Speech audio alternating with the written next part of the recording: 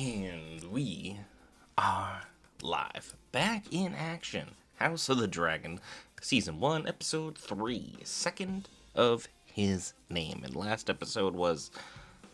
Boy, was that an unfortunate trip for Viserys.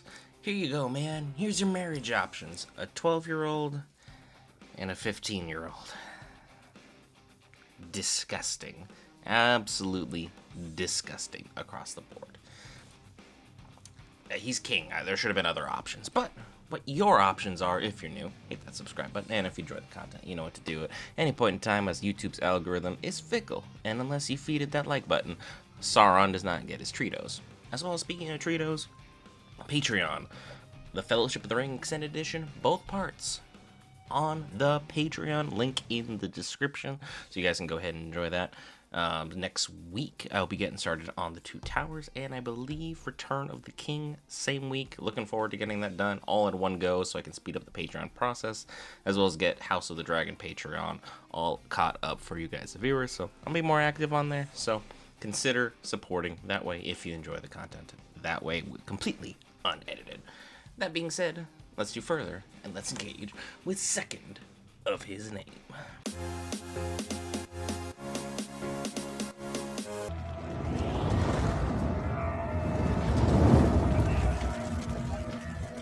Oh, the Stepstones kind of look like California during this season. Everything is on fire.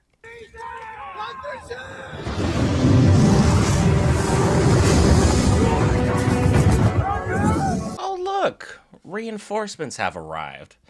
Albeit, it seems like we're about at least 6 months late, unless there was yet another time skip we weren't privy to. Yeah, my prince! Save me! Seems friendly fire was still turned off.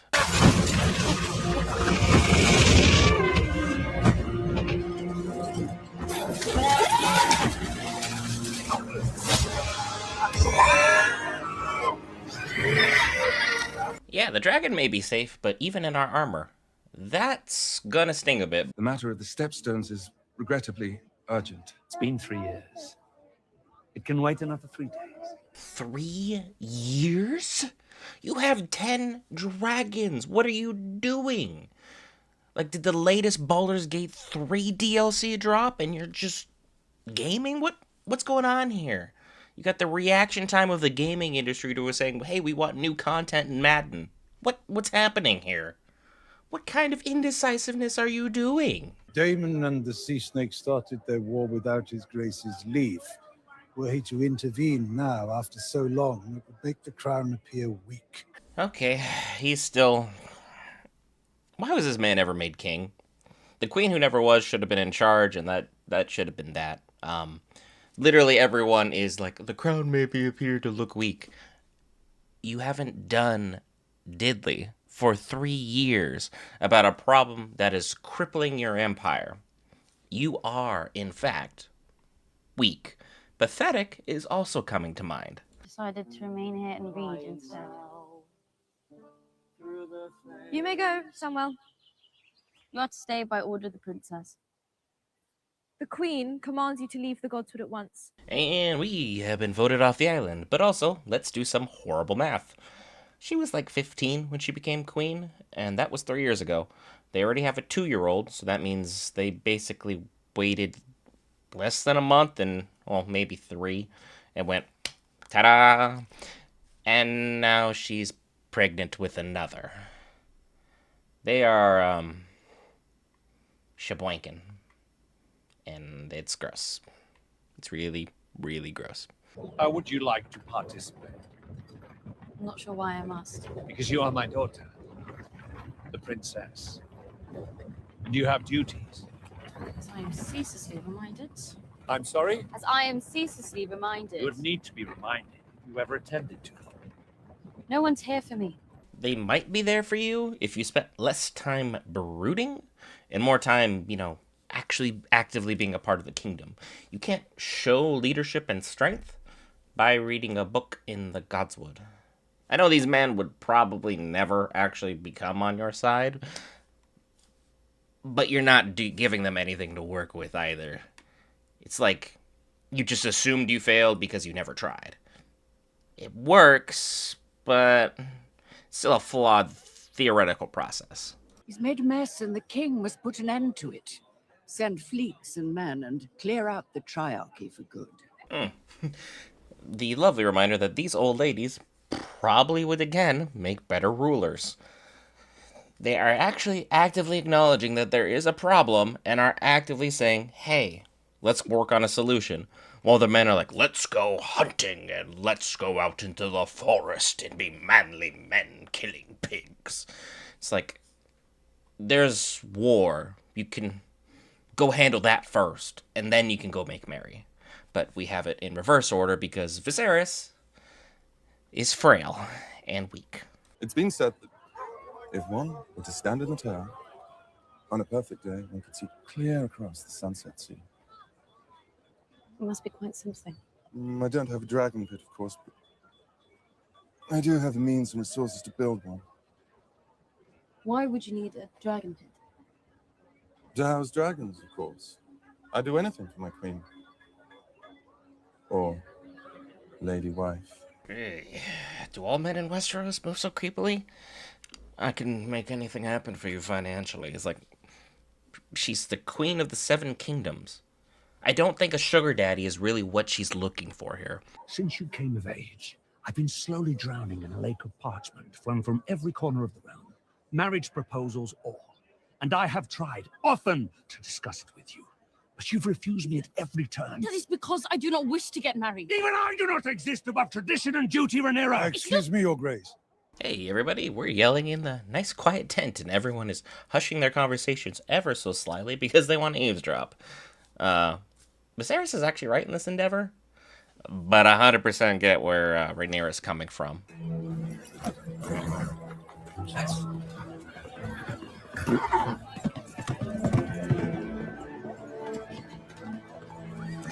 Princess, wait! We had one guy actively trying to do his job. One. Don't we got 7 of these? What are they doing? Are they taking a nap? What's happening here? How lucky you are to have a say in your own life. Many in the realm would gladly trade positions with you, Princess. Only because none of them has ever held my position. I think most people are lowborn and commoners, so if you're telling me I can be rich, famous, powerful, and a dragon rider, where's the documentation? Just saying. This is like the elites being like, you don't understand my life. You don't get all the pressure. It's like, I don't think you understand your position. I'm just saying. I would be honored to take the Princess Rhaenyra to wife, Your Grace. What I offer you, the crown and your daughter, is strength. I'm gonna stop you there. I know Viserys is weak, frail, and kind of an idiot. Strength? We have a dragon? I think you got gold, but a dragon can go take some gold in like 5, maybe 10 minutes. Tops. I don't think you really have the firepower to stop that. As a Targaryen, we have the firepower to take that, so let's tread carefully, shall we? I had assumed, as he is your firstborn son, many of us had assumed. Many of us, you say. Have your bannermen questioned my choice of heir? Of course not, Your Grace. It is your sworn duty to report rebellion stirring in my kingdom. Rebellion? There has been nothing of the sort, Your Grace. I did not decide to name Rhaenyra my heir on a whim. You did. You really did, though. You made her heir on a whim. You did it to piss off your brother. That was what you were doing. Exactly. Like, to a definition letter. There is another choice beyond Casterly Rock. Perhaps you might be more comfortable with one closer to home. Who do you have in mind? Prince Aegon. I mean, yeah, you did, but heavy is the burden that wears the crown. You're gonna get a lot of neck and back pain before it's all over, and then with you drowning yourself in your cups, you're gonna cause more problems for yourself. This might have been the best match for the realm. Disgusting and vile as it is, A Targaryen marrying their first cousin isn't exactly what I would call crazy. So, I mean, in a way, it's a sibling, but yikes. That's a step-sibling. Ugh. I'm not gonna make any jokes. I'm just walking away.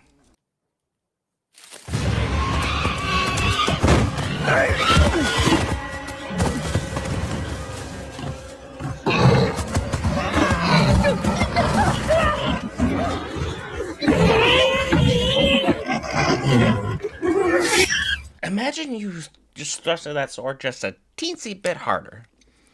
That would have killed Rhaenyra right then and there. My god. But, yeah, he looks like he basically got hit by Ray Lewis and somehow survives, so shout out to you, Sir Kristen. You're made of tougher stuff. I would have maybe taken a few business days off. My obsession killed Rhaenyra's mother. Viserys. I thought Rhaenyra was the way out of my abyss of grief and regret. But naming her heir would begin to set things right. Oh, it did. I never imagined I would remarry. That I would have a son. What if I was wrong?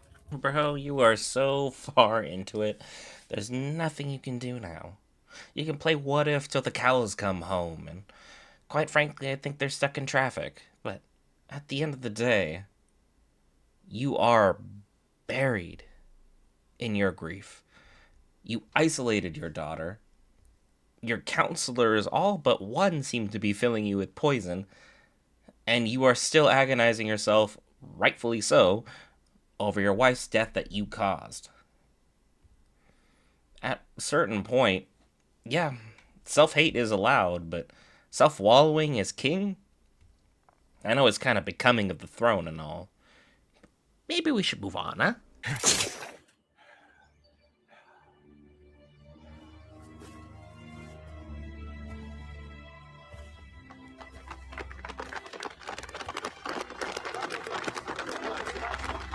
What are we all clapping about here? There was 30 men with dogs and horses to capture one beast. And by the time it was held, all you had to do was walk up and go boop, and it's over. There's no glory in this. There's no honor in this. And I'm not saying hunting is inherently wrong, but I wouldn't define this as hunting.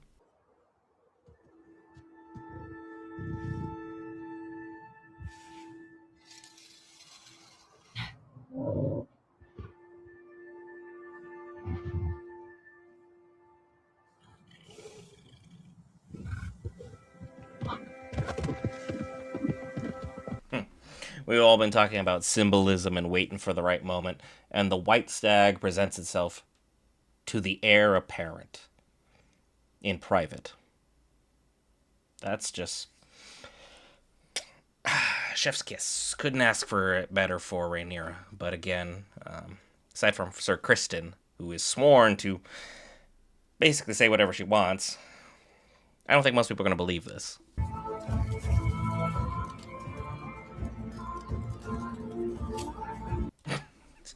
My man sees a woman covered in blood all over her neck and all over her hair, and he's just like, hey, how you doing? It's like, what?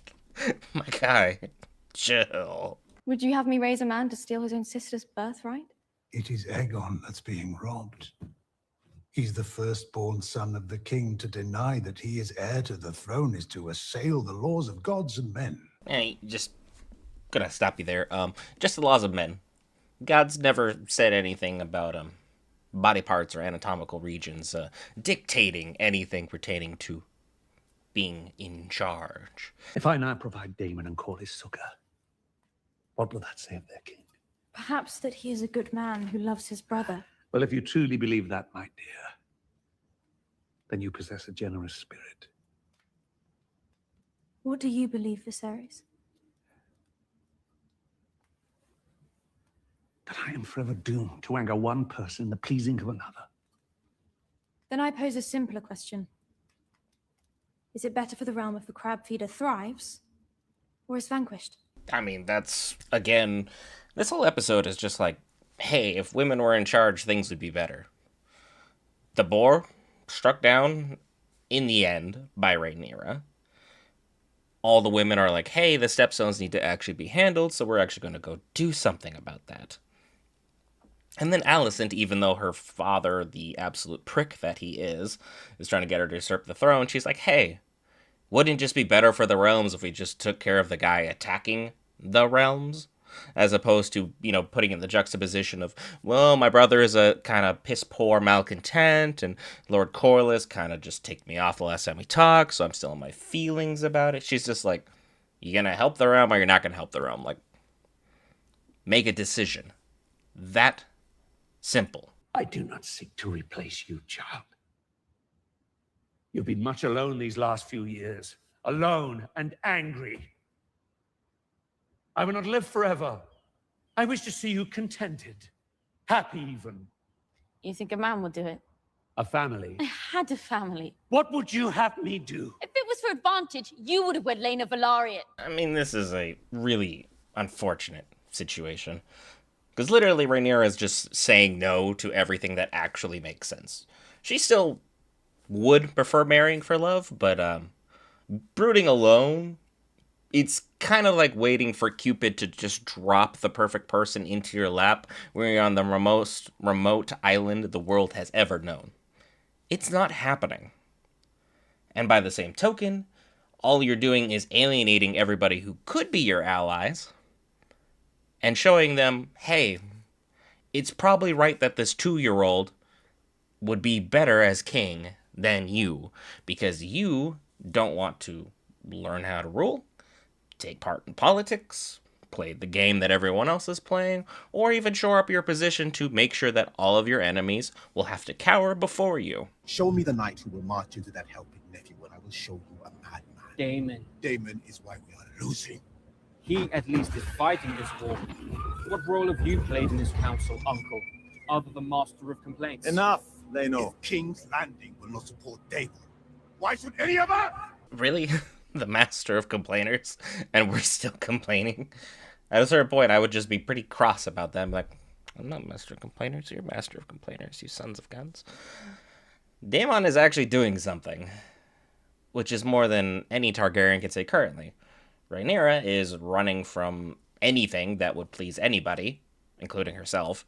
And, well, Viserys is drowning himself in alcohol. Though time and circumstance have seen us estranged, know that it is not my desire to see you fail in your cause. It is instead my hope that this aid will deliver the victory that has thus far evaded us. Oh, so that's why he's doing this. He's literally like, oh, okay, my attempt at honor is now being thrown out the window, and Viserys is going to be like, the victory was because I showed up. And Daemon says, to hell with this. To death or glory. Those are my options.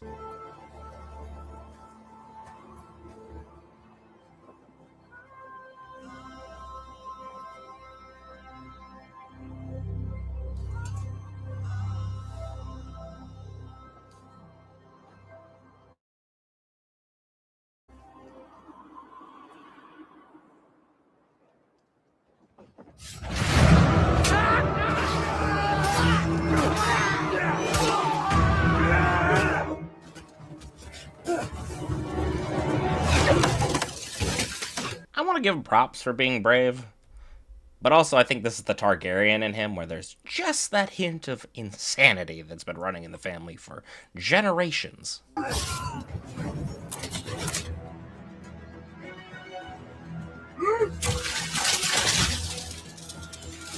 I gotta be honest here. If I have 20 to 30 archers all in prime position to just light this man up, and he's been running for like 3 minutes now, and not a single arrow has pierced this man's flesh, everyone getting fired when this job's over. I am just saying.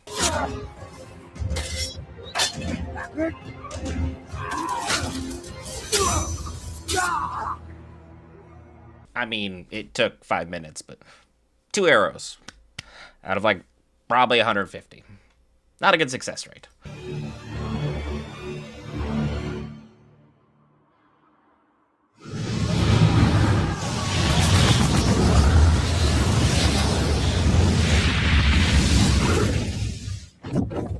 I think they may have overcalculated their positioning here. Daemon was so big a prize that everybody's eyeballs got wide, and even though we had the crab feeder still looking at the sky periodically and just being like, "There's no dragon." Next group.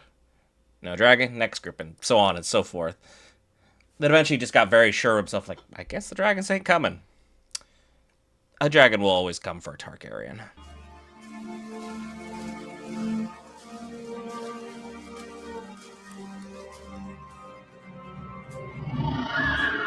Oh, he doesn't seem that big of a problem now, but again, he's also been cleaved in two. Probably wash your hands, it looks like he had grayscale, so... Yikes. But hey, Daemon said, "Glory be to me, not to Viserys."